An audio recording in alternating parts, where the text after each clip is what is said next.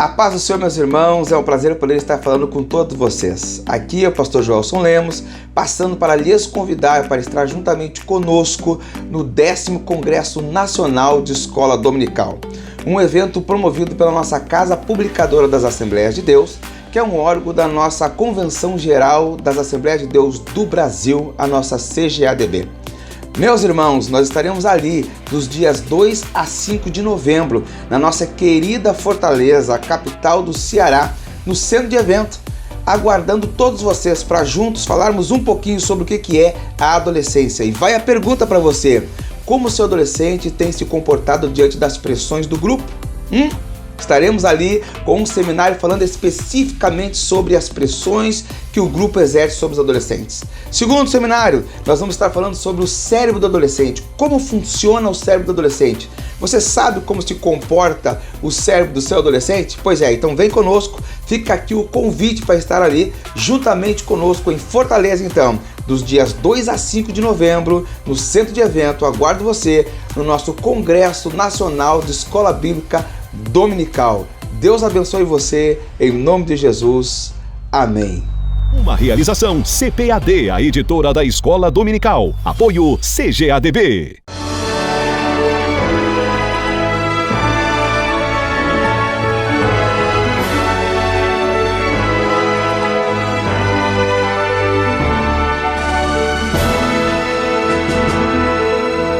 Subsídios.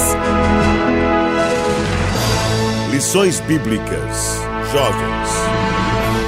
Lição 12. Evidências de um fiel seguidor de Jesus. A paz do Senhor, meu irmão, a paz do Senhor, minha irmã. Eu sou o pastor Tiago Brasil e essa é a nossa 12ª videoaula das lições bíblicas da Casa Publicadora das Assembleias de Deus, lições da classe de jovens. Eu sou o comentarista dessas lições e sou muito agradecido pela sua audiência, pela enorme repercussão dessas aulas, pela possibilidade de compartilhar com você não apenas a escrita, mas também essa jornada de videoaulas, acreditando que juntos nós podemos fazer coisas importantes para o reino dos céus, louvando a Deus pelo esforço espiritual de que cada um de vocês, professores, superintendentes, estudantes da Bíblia, jovens, estão conosco a cada domingo durante esse terceiro trimestre do ano de 2022. Que alegria, que honra está com você. Bom, nessa nossa lição de número 12, nós vamos falar sobre as evidências de um fiel seguidor de Jesus. O objeto da nossa lição, ele está concentrado numa análise quase que exegética sobre o texto que está ali em 1 João, capítulo 5, os primeiros versículos, mais ou menos de 1 a 4, de 1 a 5, onde nós vamos discutir sobre o aspecto geral, e aí eu elegi como texto da nossa aula, pelo menos do dia da aula, 1 João capítulo 5, versículo 2, onde a Bíblia diz: nisto conhecemos que amamos os filhos de Deus, quando amamos a Deus e guardamos os seus mandamentos. O objetivo, então, dessa aula será demonstrar como a Bíblia Sagrada aponta para o comportamento de alguém que de fato segue a Cristo e como isso é impossível de esconder, como isso é impossível de dissimular, porque quem de fato segue a Jesus tem um comportamento que é explícito e evidente. Vamos lá então? No ponto de número 1, nós vamos falar sobre o amor à base da fé. Um amor que transforma destinos. O objetivo, então, desse ponto é demonstrar que todo seguidor de Jesus passou por uma revolução.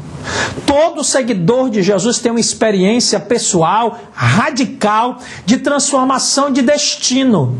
Sim, quem ama Jesus sabe, é consciente de para onde caminhava e como Deus nos arrancou, nos tomou, nos levou do império da morte e nos colocou para vivermos no reino do Filho do seu amor. Isso é graça, é Deus quem faz. E nós precisamos ser conscientes de que essa transformação, ela não é por pressupostos humanos, ela não é por controle religioso, ela não é por ameaças, ela é puro fruto do amor. Eu sei que você diz, mas esse professor, o pastor Tiago, fala muito sobre amor, essas lições são muito repetitivas sobre o amor. Olha, caríssimo, se nós conseguirmos visitar cada texto da Bíblia e apresentarmos-los como amor, com amor, esse é o objetivo central do Evangelho. Porque Deus é amor. 1 João 4,8, 1 João 4,16. Deus é amor. Então toda a mediação do Evangelho precisa ser pelo ágape, precisa ser pelo amor. E isso não é ser redundante, isso é ser cristão. Isso é ser evangélico, é ser cristocêntrico. O item de número 2, quem ama os filhos de Deus. E aí fica claro no versículo de número 2, que o amor aos filhos de Deus está evidente por uma prática cotidiana que está relacionada às Escrituras, que está relacionada às observâncias à Bíblia Sagrada, mas que tal observância só é possível por uma relação verdadeira com o Pai, por uma relação verdadeira com Deus. Sim, não parte de nós amar aos outros. Jamais. Por essência, somos egoístas. Por essência, somos beligerantes. Por essência, somos capazes de atacar, destruir e de fazer coisas terríveis com os outros. Mas o amor nos constrange, o amor nos transforma, o amor nos liberta. E graças ao amor que nos liberta, nós aprendemos a amar aos outros. É o Evangelho que nos faz pessoas melhores. Não são as tradições humanas, não são as convenções terrenas que nos transformam, mas é a graça operosa do reino de Deus na nossa vida que nos faz tratar os outros de modo amoroso. Isso não é educação, isso não é empatia, isso é amor, é graça. Ponto de número 3, o que significa amar a Deus? E segundo o comentarista, o escritor, na verdade, da primeira carta de João, da Carta Universal de João, amar a Deus significa estar disposto a praticar as Escrituras, a viver a palavra. Mais uma vez, ser cristão não é um convite a seguir uma espécie de conjunto elaborado de teorias. Não! Ser cristão é pôr em prática a Bíblia. Ser cristão é ser um aluno da escola dominical, da escola bíblica, todo dia, onde você estiver. Por isso a gente tem que dizer isso bem claro aos nossos educandos, tá certo, professor? Diga aos seus jovens que eles serão mais edificados na prática cotidiana, na medida em que eles vivem o Evangelho de verdade. E a vida do Evangelho de verdade é a prática da Bíblia, é o amor aos outros, é o serviço a Cristo que se dá como uma verdadeira adoração ao Pai que nos ama e que faz o melhor por nós. Eu resumo esse primeiro ponto dizendo a você que o amor é acolhedor. E a partir dele, nós podemos ver Cristo agora, hoje, aqui. Mais ainda, discutir, polemizar, brigar, não muda o destino de ninguém. Amar muda. Então, nós não somos chamados para sermos o povo que briga com a Bíblia, o povo que polemiza através da Bíblia. Não! Nós somos o povo que, servindo ao Deus da Bíblia, apresentamos a Bíblia de modo cheio de graça, misericórdia e compaixão. Nosso ponto 2 vai dizer que as bases do nosso nascimento quais são? E aí a gente tem que pensar, o novo nascimento consegue-nos um outro padrão de vida. Ou seja, não existe novo nascimento, não existe cristão sem novo nascimento. Ainda que a nossa sociedade seja uma sociedade da aparência, onde as pessoas estejam preocupadas com aquilo que demonstram ser, a vida real não é aquilo que está na rede social. A vida real é aquilo que nos mobiliza cotidianamente. A vida real não tem filtro. A vida real não tem limite de história. A vida real nos lança ao cotidiano do aqui e agora. Há uma vida de transformação. E se não estamos mudados pela graça de Deus, isso não é evangelho. Algo precisa ter mudado. A sua história não pode ser a mesma se você conheceu a Jesus. A rota, o caminho teve que ter sido convertido, teve que ter sido alterado. Precisa ser transformado. para a glória do Deus Altíssimo. Eu preciso dizer ainda a você, no item 2, que a fé é o fundamento de nossa peregrinação espiritual. Lembra do texto-chave da Reforma Protestante? A palavra que está lá no coração do Lutero, o justo vive, é da fé. Não são obras humanas, não são negociações terrenas que fazem ser o que nós somos diante de Deus. É a fé que inunda o nosso coração e vem como graça e vem como amor. A vitória que vence o mundo, diz o escritor de 1 João, é a nossa fé. E essa não é uma experiência de exercício particular e privado, mas é bênção, é graça, é amparo, é apoio, é amor de Deus para nós. Em terceiro lugar, a vitória sobre o mundo só é possível através de uma fidelidade ao Senhor. Quem somos nós? Quem somos nós diante da força que está aí fora? O pseudo-cristianismo que se prega por aí, eu posso falar até dos pseudos-cristianismos que se pregam por aí, enche as pessoas de uma tese de triunfalista, de que elas vão vencer o tempo todo, que elas não serão derrotadas, que jamais elas padecerão coisa alguma. Isso não é o Evangelho. O Evangelho diz a nós que em meio a lutas venceremos, que em meio a crises seremos abençoados. E é isso que nós temos que lembrar aos nossos jovens, professor. Sabe o que é? É que eles não podem desistir, eles não podem parar em meio a tudo que se apresenta. É hora de marchar, é hora de seguir, é hora de caminhar e crer que a vitória de cada crente está nos braços do Pai.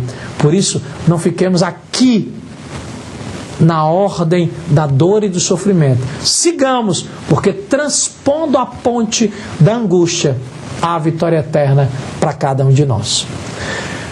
Eu quero finalizar esse ponto 2, lembrando a você que toda a dor de um cristão é passageira. Já a glória que está reservada a nós, ela é eterna. Lembrando ainda a você que o sofrimento tem data para acabar. Se você tem alguma dúvida, a data é o arrebatamento. Quando a grande trombeta tocar, no abrir e fechar de olhos, ao sonido do grito do arcanjo, mortos ressuscitarão e vivos seremos arrebatados para estar junto ao trono celeste, ao trono do Pai. Eu vou para o ponto 3, lembrando a você algo importantíssimo que diz respeito ao conceito de vida eterna, tão cara a João e tão bem retratado, tanto no Evangelho e especialmente também aqui nas cartas universais. No ponto 1, uma fé que nos capacita a crer naquilo que é de Deus. Nós precisamos entender que Jesus, ele sim existiu. O contexto geral de 1 João é uma crítica às teses gnósticas, que defendiam a imagem de que Cristo era, na verdade, um grande ator, que ele não sofreu, que ele não veio encarnado, porque o corpo é mau, porque a carne é má, ele era mero espírito. Isso não é verdade.